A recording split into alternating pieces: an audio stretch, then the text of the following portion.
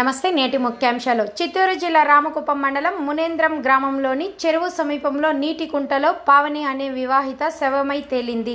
గత 7 రోజులుగా కనిపించని పావని ఈరోజు ఉదయం నీటి కుంటలో తేలుతుండగా గ్రామస్తులు గమనించి పోలీసులకు సమాచారం అందించగా పోలీసులు శవాన్ని బయటకు తీసి పోస్టుమార్టం నిమిత్తం ప్రభుత్వ ఆసుపత్రికి తరలించారు. మృతి పట్ల పలు అనుమానాలు వ్యక్తం చేస్తున్నారు. పోలీసులు కేసు నమోదు చేసి దర్యాప్తు చేస్తున్నారు.